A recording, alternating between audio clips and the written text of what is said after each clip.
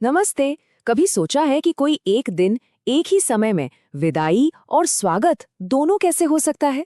मतलब एक ऐसा दिन जो गुजरे हुए कल की यादों और आने वाले कल के जश्न के बीच एक पुल का काम करे।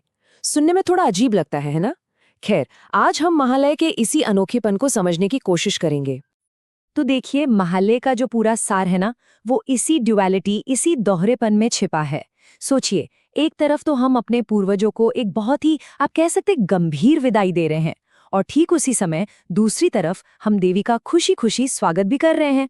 तो ये एक पखवाड़े का अंत है और साथ ही एक नए धमाकेदार उत्सव की शुरुआत भी। तो सवाल ये उठता है कि ये दोहरापन, ये ड्युअलिटी आखिर है क्या? मतलब एक ही दिन में अतीत को याद करना और भविष्य का जश्न मनाना, ये दोनों चीजें एक साथ कैसे हो सकती हैं? चलिए इसी को थोड़ा और गहराई से समझते हैं। अच्छा, इसका जवाब छिपा है हिंदू कैलेंडर में, खास तौर पर कैलेंडर के दो बहुत ही जरूरी पखवाड़ों में। महालय असल में ठीक उस पॉइंट पर आता है जहां पितृपक्ष खत्म होता है और देवी पक्ष शुरू होता है। और अगर हम कैलेंडर पे नजर डालें तो इस साल महालय 30 सितंबर को है। ये तारीख बहुत खास है। क्यों? क्योंकि यहीं से दुर्गा पूजा के लिए उल्टी गिनती, मतलब काउंटडाउन, ऑफिशियली शुरू हो जाता है।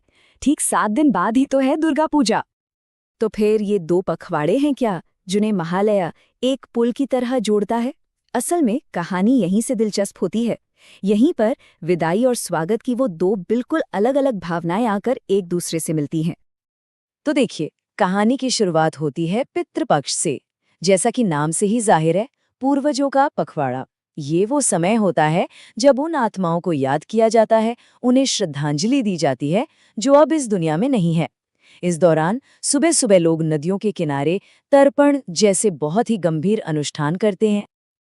लेकिन जैसे ही ये गंभीर पखवाड़ा खत्म होता है ना, पूरा माहौल एकदम से बदल जाता है। हवा में एक नई सी ऊर्जा घुलने लगती है। क्यों?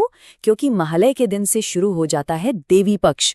और मान्यता ये है कि इसी दिन देवी दुर्गा कैलाश पर्वत से धरती की ओर अपनी यात्रा शुरू करती हैं। बस यहीं से उत्सव का असली इंतजार शुरू हो जाता है। और मजे की बात यह है कि वो अकेली नहीं आ रही हैं।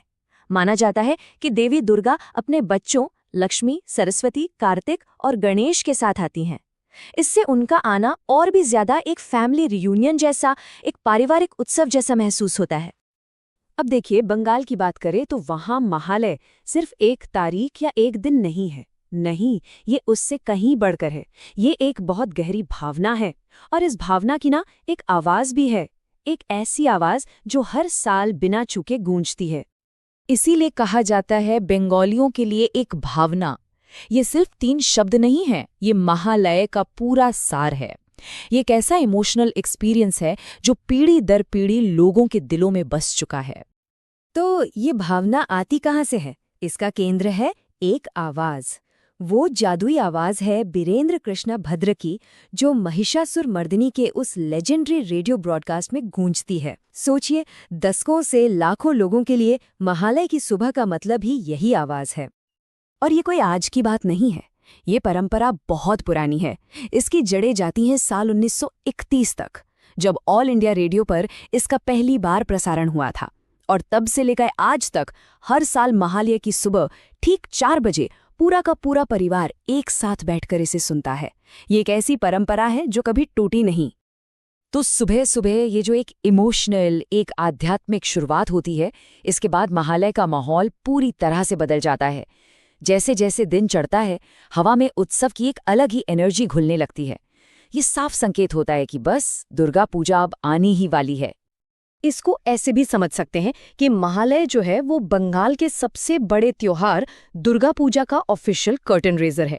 मतलब ये वो सिटी है जिसके बजते ही जश्न की आखिरी दौड़ शुरू हो जाती है। Everything kicks into high gear. और ये एनर्जी आपको सड़कों पर साफ साफ दिखाई देगी। पंडालों पर फिनिशिंग टचेस दिए जा रहे होते हैं, मूर्तिकार मूर्तियों को अंतिम रूप दे रहे होते हैं, हर तरफ सजावट और कल्चरल प्रोग्राम्स की हलचल शुरू हो जाती है। मतलब माहौल में एक ऐसा उत्साह होता है जिसे आप सचमुच महसूस कर सकते हैं। तो आखिर में ये सब हमें एक बड़े सवाल पर लाकर खड़ा करता है। हमारी जो सबसे गहरी, सबसे सार्थक परंपराएं हैं, वो कैसे एक गंभीर अतीत को एक खुशनुमा भविष्य के साथ इतनी खूबसूरती से मिला देती हैं। महालय इसका एक बेहतरीन उदाहरण है। ये हमें याद दिलाता है कि यादें और उम्मीदें ये दोनों एक साथ रह सकती हैं, और कैसे सम्मान और उत्सव असल में एक ही सिक्के के दो पहलू हैं।